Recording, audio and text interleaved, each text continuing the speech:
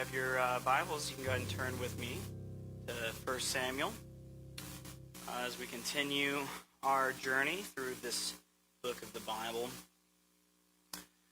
So we've seen so far certain characters, Elkanah and his wife Hannah, who was a faithful woman, dedicated her son to the Lord. That son was named Samuel.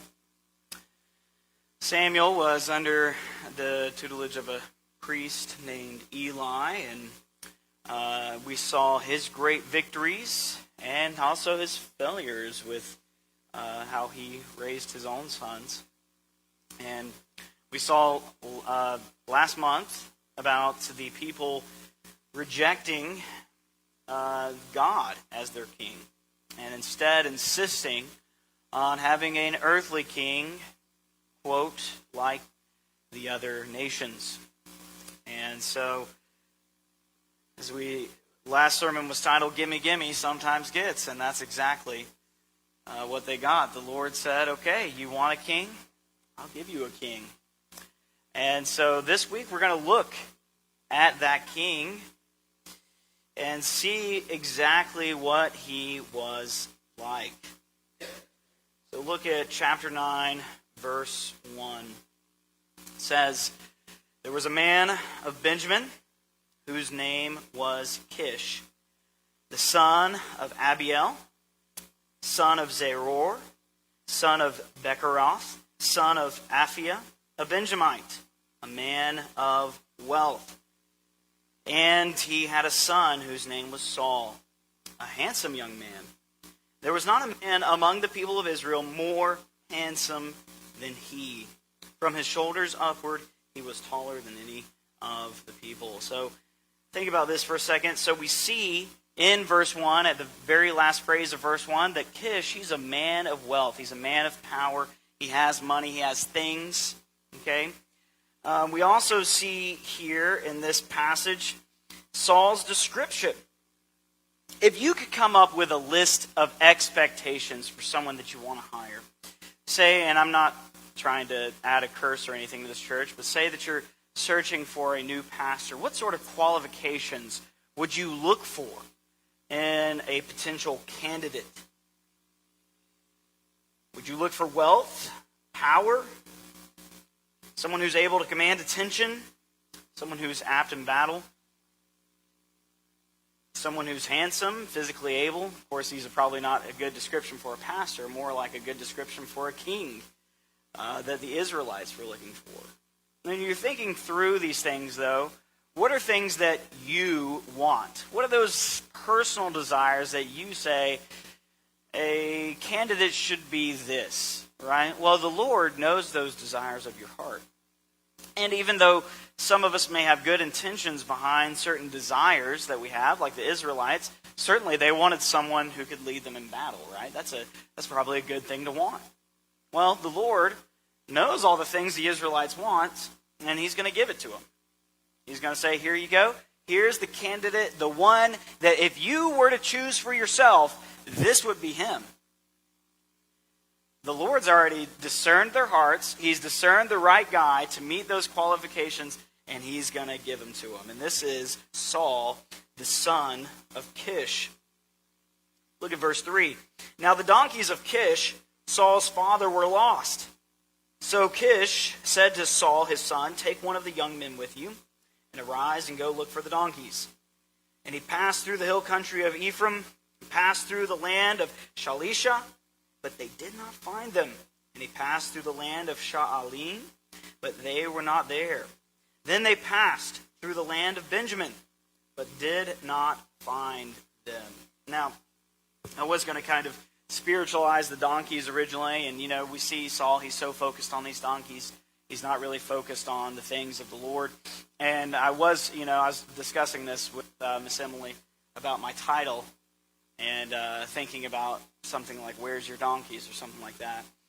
And then jokingly, well, maybe we could use the other name for donkey, and see how that could get some attention. But I decided against that. I also decided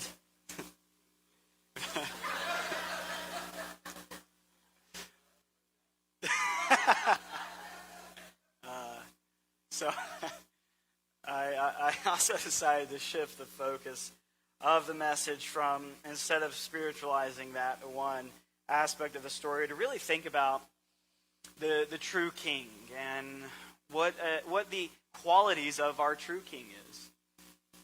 So we'll see some things about Saul in here. And we already see him right here at the end of verse 4. But he didn't find them. He didn't find the donkeys. Saul is an inept shepherd.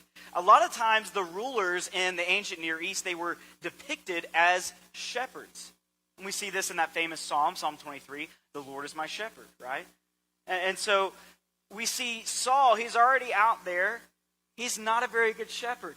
He loses not the tiny little sheep or something like that, but the big old donkeys. They're gone. And then he can't even find them. And notice there's a contrast. I mean, we haven't gotten to David yet, but we're going to. And what is David's job? He's a shepherd, right? And he's a good one. He takes down lions with his bare hands. That's a good shepherd. I mean, that's kind of crazy as well. But so we see that contrast here. So Saul's not a very good shepherd. Look at verse 5. When they came to the land of Zuph, Saul said to his servant who was with him, "Come, let us go back, lest my father cease to care about the donkeys and become anxious about us." But he, the servant, said to him, "Behold, there is a man of God in this city, and he is a man who is held in honor. All that he says come true." Can you guess who that man is? Samuel, that's right. "So now let us go there. Perhaps he can tell us the way that we should go." Then Saul said to his servant, "But if we go, what can we bring the man? For the bread in our sacks is gone, and there's no present to bring the man of God. What do we have?" The servant answered Saul again, "Here, I have with me a quarter of a shekel of silver, and I will give it to the man of God to tell us our way." And we have an aside here as well that basically explains to us, back then, they, instead of being called a prophet, they were called a seer. So it kind of gives you a time frame of when this was written. And Saul said to his servant, "Well said, come, let us go." So they went to the city to see where the man of God is. Some things to notice about Saul in this passage. I think 3 really important things. Saul's ignorance of the man of God. He didn't even know who Samuel was. And that's something. He didn't know the man of God. Secondly, Saul's failure to seek divine help in the trials of life. We don't even see Saul stop once and think, well, maybe we should pray to the Lord about this. Maybe we should seek his favor in regard to these missing donkeys. Third, Saul assumes that spiritual favors have to be bought with money or goods. So Saul is really out of touch with spiritual things. And this is going to be a foreshadow of things to come that we're going to see in his life. Let's keep going. Verse 11. As they went up the hill to the city, they met young women coming out to draw water and said to him, "Is the seer here?" Now, when women are going out to draw water, it's normally in the evening. You can imagine why, because the heat of the day, it's very, very hot. You don't want to be out. It's just like, maybe not as bad, or maybe worse than here, but I mean, even out here in August, blistering heat. You don't want to be outside in the middle of the day. So they're probably going out towards the evening. They asked the women, which is completely appropriate, if the seer's there, and they answered, "He is. Behold, he's just ahead of you. Hurry, he has come now to the city, because the people have a sacrifice today on the high place. As soon as you enter the city, you will find him before he goes up to the high place to eat. For the people will not eat till he comes, since he must bless the sacrifice. Afterward, those who are invited will eat. Now go up, for you will meet him immediately." So they went up to the city, and as they were entering the city, they saw Samuel coming out toward them on his way up to the high place. Now, the day before Samuel came, the Lord revealed something to him. It's going to be very important. And notice the quotes at the beginning of 16. So this is the Lord speaking to Samuel. "Tomorrow, about this time, I will send you a man from the land of Benjamin, and you shall anoint him to be prince over my people, Israel. he shall save my people from the hand of the Philistines, for I have seen my people, because their cry has come to me. When Samuel saw Saul, the Lord told him, Here is the man who I spoke to you. It is he who shall restrain my people. Then Saul approached Samuel in the gate and said, Tell me, where is the house of the seer? All right, some things to notice about this. If you notice the phrase that was repeated over and over again that I also sort of emphasized, it was the phrase, my people, right? So just because the Lord is anointing Saul as king does not mean that he is giving up possession on his people. This is his people. And so we're going to see that the way that the Lord wants the kingship to be structured is in such a way that the king is under his authority. And that's going to be one of the tests that we're going to, as we walk through Saul's life. Is he going to be obedient? Is he going to follow that standard? Or is he going to disobey? Another thing we see here is the word restrain. Some of your translations, this is near the end of verse 17. Some of your translations may say reign over.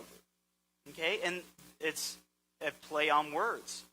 In the Hebrew, the word is yatsor, and it can mean govern, it can mean reign, but it can also mean imprison or restrain or hold back. And you see there's a play on words here. So Saul is going to be an instrument of God. Yeah, he's going to govern the people, sure, but he's going to imprison them as well. His reign is going to be a form of judgment. And now another thing that's interesting, at the end of verse 18, he approaches Samuel and says, Hey, do you know where the seer is? You see the bit of irony there, right? He's approaching the seer himself and says, Hey, where is he? We can note Saul is the paragon, the epitome of spiritual blindness. He doesn't see what he's supposed to see, in complete contrast to Samuel. Verse 19, Samuel answered Saul, I am the seer. Go up before me to the high place, for today you shall eat with me, and in the morning I will let you go, and will tell you all that is in your mind. As for your donkeys, they were lost 3 days ago. Do not set your mind on them, for they have been found. And for whom is all that is desirable in Israel? Is it not for you and for your father's house? Now that's just like a mouthful, right? You just meet this guy, and he tells you everything you know, and then he tells you something about your destiny in the future. Like, wait a second, that's something. Saul was already like, okay, we got to find this guy. Maybe if we can give him enough money, he'll tell me about these silly donkeys, and I can finally find them. But the donkeys for Samuel, they're like, oh yeah, and those things, yeah, they're fine. By the way, who's more desirable in all of Israel than you? Now, Saul's response to this is a question. And we don't see the question answered, but I kind of want to give the context behind this question, so maybe you'll understand why he's asking it. Saul answered, Am I not a Benjamite from the least of the tribes of Israel? And is not my clan the humblest of all clans of the tribe of Benjamin? Why then have you spoken to me in this way? Now, if you look back, the book before 1 Samuel is Ruth, okay? And Ruth occurs during the time of the Judges. And right near the end of the book of Judges, there's a horrific story. If you want to look at it, it's in Judges 19, verse 22 and following. And it involves the city of Gibeah, which we're going to see a little bit on in our current story. And it also involves the tribe of Benjamin. Now, the story is a little bit graphic, so I'm going to read it as it is in the text. But just bear with me. This is Judges chapter 19, verse 22. As they were making their hearts merry, okay, so background here real fast. There's a Levite. He has his concubine with him. They're sojourning. They're on their way to Jerusalem, and they were going to stop in some city But they're like, no, we shouldn't stop there because they're not part of Israel. We should stop in a city that's part of Israel. And so they go to the city of Gibeah, and they were going to stay in the square because nobody was inviting them, which is like a big no-no back in the day. In the ancient Near East, hospitality was super important. Okay, we in the West were very individualistic. That would be kind of unusual for us, but that's still a very commonly practiced thing in the East. You are hospitable. If a stranger comes to your town, you invite them to your house. Well, no one's inviting them. They're going to stay the night in the square, but finally this old man, he's walking home from work. He sees them in the square, and he says, hey, y'all need to come stay in my house. You do not need to stay in that square. And so he invites them to their house. As they're there, they're making their hearts merry. Behold, the men of the city, worthless fellows, surround the house. They start beating on the door. And they said to the old man, the master of the house, bring out the man who came into your house that we may know him. And I think you know what that means, right? It reminds you of the sin of Sodom and Gomorrah, which is Genesis 19, I think, as well. The sin of Sodom, but not committed by pagans, committed by the tribe of Benjamin. Isn't this insane? And so how they solve this whole thing is they say, you can't, the old man's like, no, you can't do this. But the Levite says, here, I have my concubine with me, and lets the concubine out basically and says, you can have your way with her. The concubine is dead in the morning. This is graphic, I apologize. And so this is what the Levite does. He splits up the concubine, sends it to the 12 tribes of Israel, and basically says, hey, something needs to be done. What the Benjamites did was terrible. And so all the tribes of Israel come together and they meet at Mizpah, which is, you're going to see them meeting again there in our text. So they meet together at Mizpah and they start making war on the Benjamites. To the point the Lord's like, yes, you need to eradicate the Benjamites. This is how bad these guys are. This is how wicked they are. And so you can understand why Saul, he's asking that question, am I not a Benjamite? Weren't you guys just trying to kill us all off? And now I'm something that's desirable? So verse 22 of our passage, 1 Samuel, chapter 9, verse 22. Then Samuel doesn't answer the question. We have like a break, a commercial break, if you would. And then it kind of picks up. We're somewhere else, okay? Then Samuel took Saul and his young man and brought them into the hall and gave him place at the head of those who had been invited, who were about 30 persons. And Samuel said to the cook, bring the portion I gave you, of which I said to you, put aside. The cook gives Samuel the best of the best as far as food. All of this would have been common practice. And then he gives Samuel, to sum it up, he gives him the best place to stay at night, which was on the roof. Kind of unusual for us, but that was like where they could live and have a nice place to sleep, especially when it was hot. Because if you're up on the roof, the breeze is going by, it cools it down a little bit. The roofs were flat. They weren't angled like ours. And they were required by law to build a wall along the roof. So that was a common practice back then. So Samuel, unlike the Benjamites and Judges, Samuel is an epitome of hospitality. He's shown exactly how it should be done. Let's see what happens after that. The next morning, Samuel wakes up. They start to depart. Samuel again, he leads them to the edge of the city, which is according to custom. And then afterwards, when he gets to the edge of the city, he says, okay, your servant should go away. And I'm going to sit here and I'm going to talk with you a little bit, Saul. And so after it's just Samuel and Saul, they're alone, he takes some oil and he anoints Samuel anoints Saul to be the king of Israel. Here's what he says.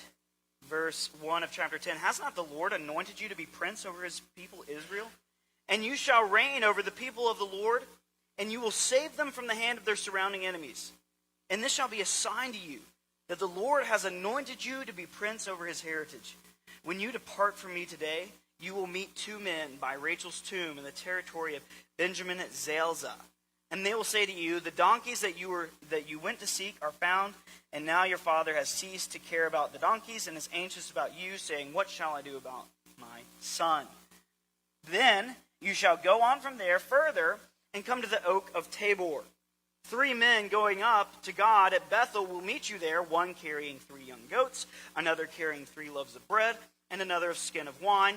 Okay, they're going on their way to make a sacrifice, most likely. Verse 4, and they will greet you and give you 2 loaves of bread, which you shall accept from their hand. These loaves of bread are most likely intended for priests, anointed ones. For Saul to accept these loaves of bread, he has to accept that he's anointed. Okay? So verse 5, after that you shall come to Gibeah, okay, same area, Gibeath Elohim, where there is a garrison of the Philistines. And there, as soon as you come to the city, you will meet a group of prophets coming down from the high place, with harp, tambourine, flute, and lyre before them, prophesying. Then the Spirit of the Lord will rush upon you, and you will prophesy with them, and be turned into another man. Now, when these signs meet you, do what your hand finds to do. What was the extra tidbit of information Samuel included in that? What was there at Gibeah? Did you notice that?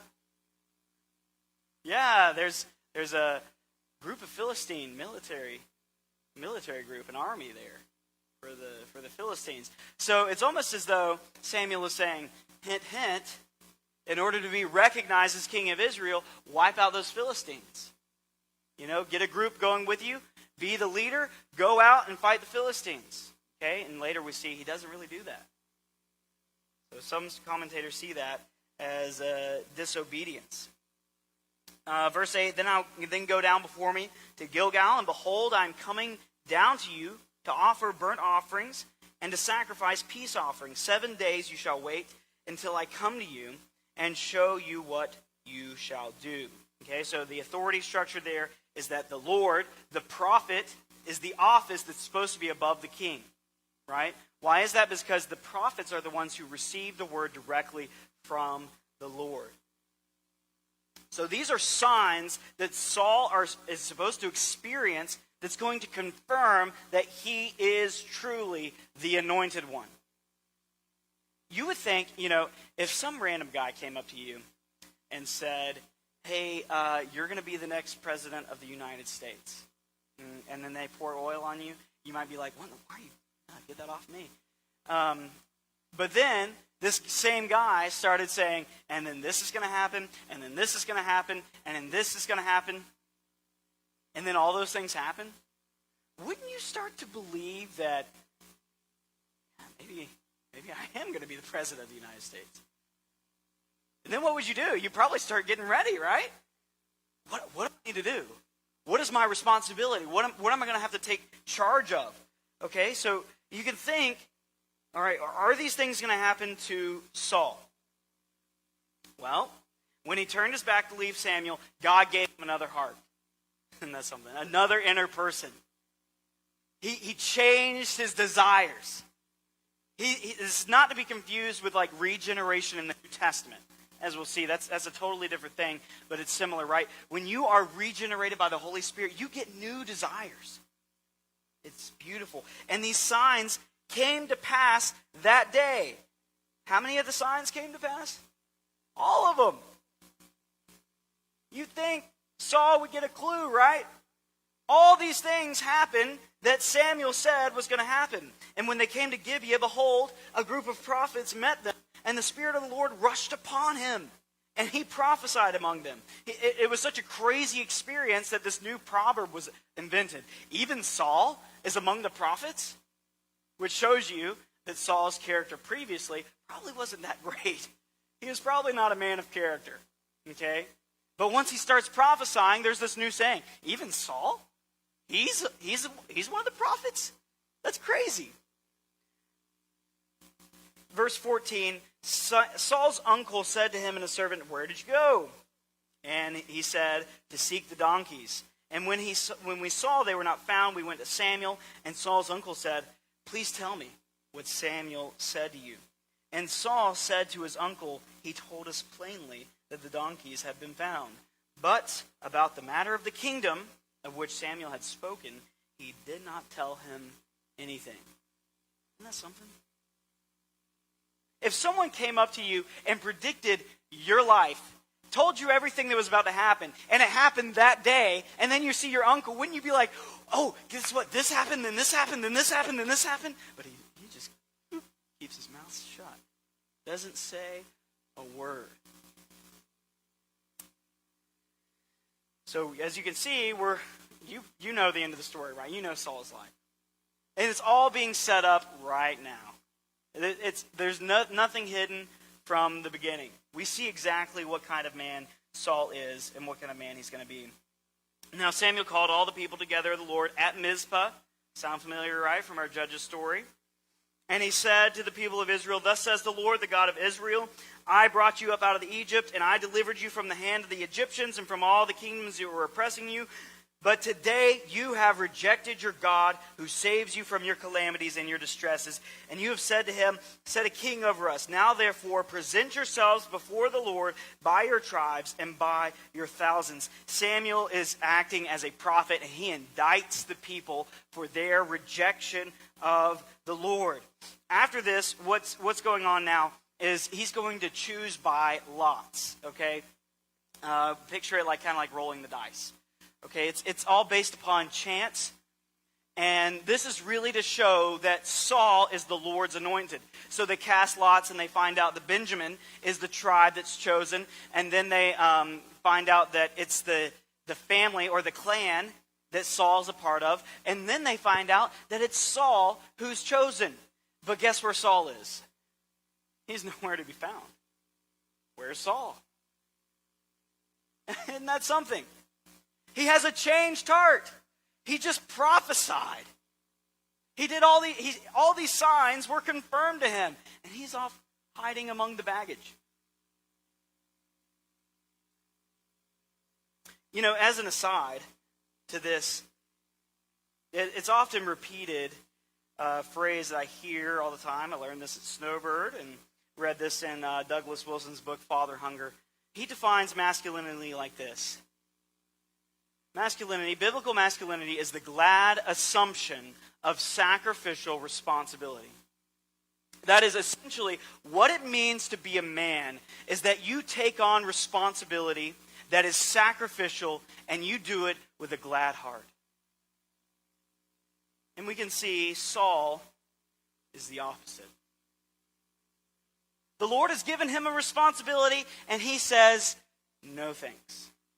He's off hiding among the baggage. Verse 23, "Then they ran and took him from there. And when he stood among the people, he was taller than any of the people from his shoulders upward." Where are they looking? Right? They're looking on the outside. "And Samuel said to the people, 'Do you see him who the Lord has chosen? There is none like him among all the people.' And all the people shouted, 'Long live the king.' Then Samuel told the people the rights and duties of the kingship, and he wrote them in a book and laid it up before the Lord. Then Samuel sent all the people away, each one to his home. Saul also went to his home at Gibeah." Remember, Gibeah is that city where all those men were pretty wicked. "And with him went men of valor, those hearts God had touched. But some worthless fellows said, 'How could this man save us?' And they despised him and brought him no present, but he held his peace." So Saul, we're going to see some positive things about Saul as we explore his character. And one of the things that we see as a positive in this text is he showed mercy. All right, he had the right as the king to exercise capital punishment on those men that disagreed with him, but he held his peace. So we see the judgment here, right? And the question is, as we continue to explore Saul from the following weeks, is Saul going to measure up to these standards of king? Is he going to be the good and final king, right? The people are shouting, "Long live the king." One thing if I had one point to sum up this whole passage, it's this. Someone can perfectly meet all the external requirements and still be spiritually blind. Someone can meet all the external requirements and still be spiritually blind. This was Saul, right? He was a man of stature. He was, physically able to wipe out a lot of people, probably. Get rid of all the enemies around him. He probably had okay enough behavior, right? That's an external thing that we usually look at.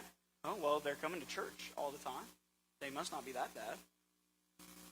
Somebody can meet all those external requirements and still be spiritually blind.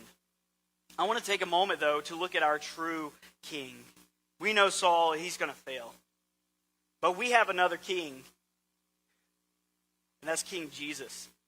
It's something I shared with the youth Wednesday night. It's a passage that I was reading in my daily devotions, and it's just amazed me, and it's something I've been meditating on a lot.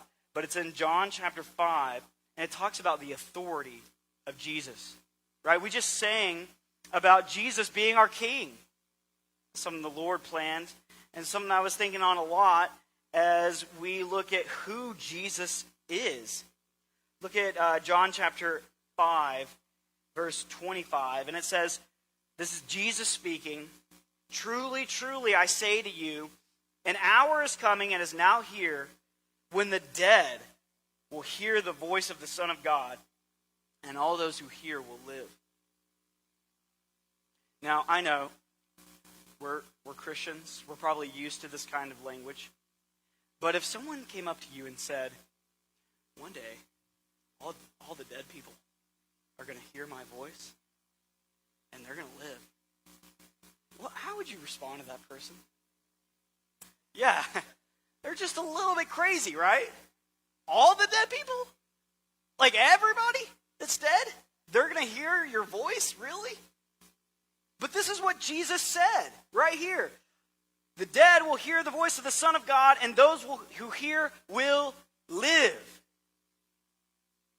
You know, who has authority over the dead right now? Death does, right? Who has more authority than death? King Jesus.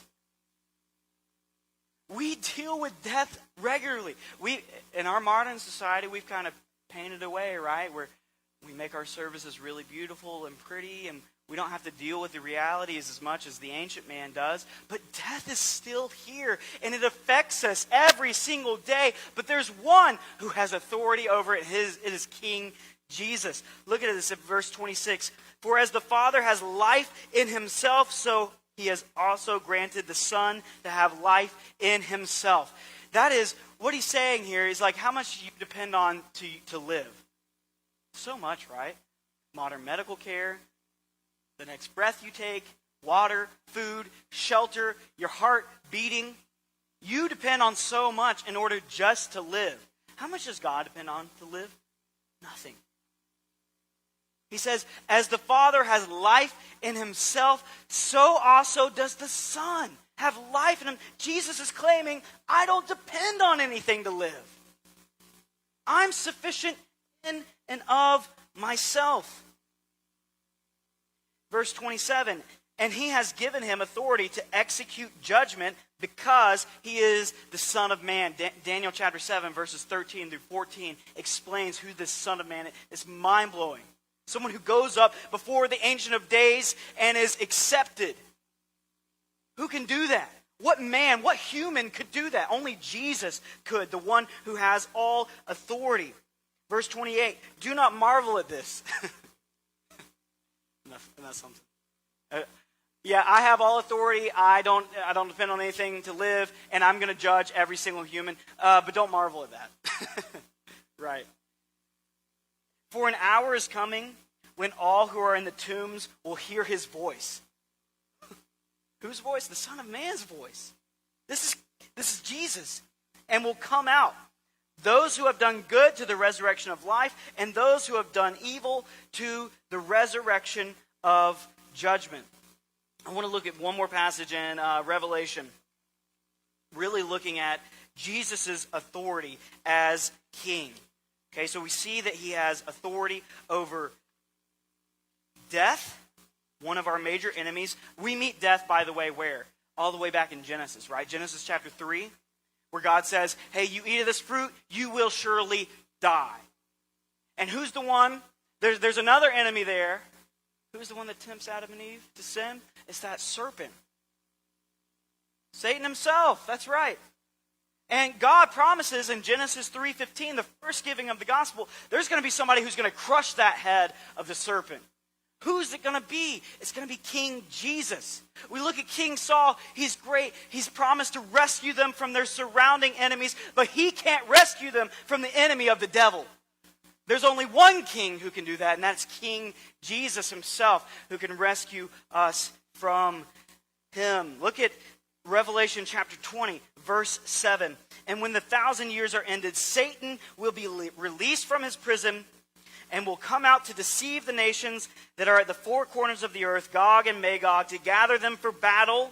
Their number is like the sand of the sea. What's this imagery supposed to do to us? It's supposed to make us afraid, right? This is a huge army of the number of the sea. And they marched up over the broad plain of the earth and surrounded the camp of the saints and the beloved city. But fire came down from heaven and consumed them. And the devil who had deceived them was thrown into the lake of fire where at sulfur, where the beast and the false prophet were, and they will be tormented day and night forever and ever. Who has authority to crush the head of the serpent? It's King Jesus. But let's keep going here. Then I saw a great white throne, and the one who was seated on it. From his presence, earth and sky fled away, and no place was found for them. And I saw the dead, great and small, standing before the throne, and books were opened. Then another book opened, which was the book of life. And the dead were judged by what was in the books, according to what they had done. And the sea gave up the dead who were in it. Death and Hades also gave up the dead who were in them. And they were judged, each one of them, according to what they had done. Then death and Hades themselves were thrown into the lake of fire. This is the second death, the lake of fire. And if any man's name was not found written in the book of life, he was thrown into the lake of fire. Remember, we saw that just in John chapter 5. Jesus saying, I have the authority to judge every single person. Not even death can keep someone from being judged. Then I saw a new heaven and a new earth. For the first heaven and the first earth had passed away, and the sea was no more. And I saw the holy city, New Jerusalem, coming down out of heaven. God prepared as a bride, adorned for her husband. And I heard a loud voice from the throne saying, Behold, the dwelling of God is with man. He will dwell with them, and they will be his people. And God himself will be with them as their God. He will wipe away every tear from their eyes, and death shall be no more. Neither shall there be mourning, nor crying, nor pain anymore, for former things have passed away. And he who was seated on the throne said, Behold, I am making all things new. Also he said, Write this down, for these words are trustworthy and true. And he said to me, It is done. I am the Alpha and the Omega, beginning and the end. To the thirsty I will give from the spring of water with life without payment. When you think about who our King is, the greatness of King Jesus, does it make your heart swell up? Is there something inside of you just says, I just want to be with him? He's my all in all. This is the faith of the true believers. Or are you someone that meets all the external requirements? You seem to behave the right way. You seem to do the right things. You seem to appear the right way, but deep down inside, there is no faith there.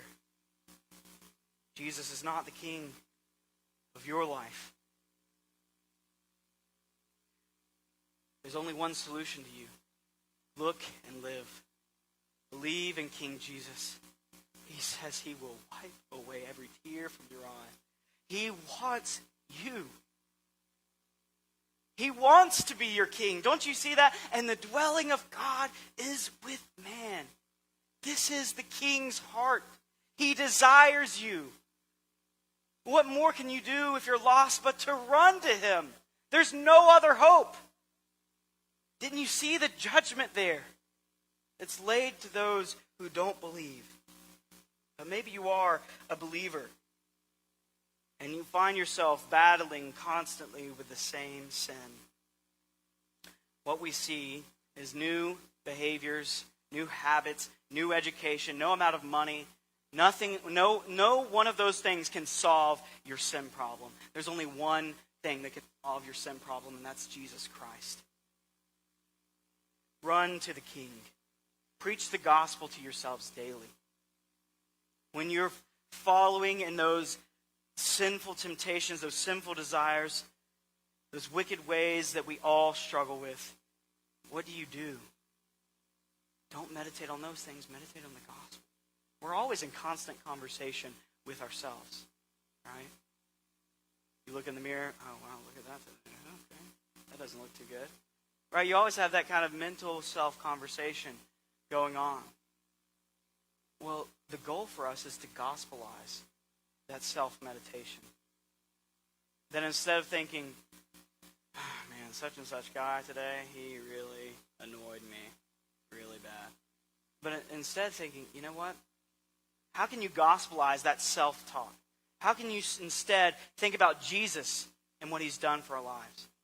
You know, what that guy did probably wasn't the best, but maybe he's having a bad day. How could I share the love of Jesus with that guy? You see how that the gospel changes everything. Let's pray.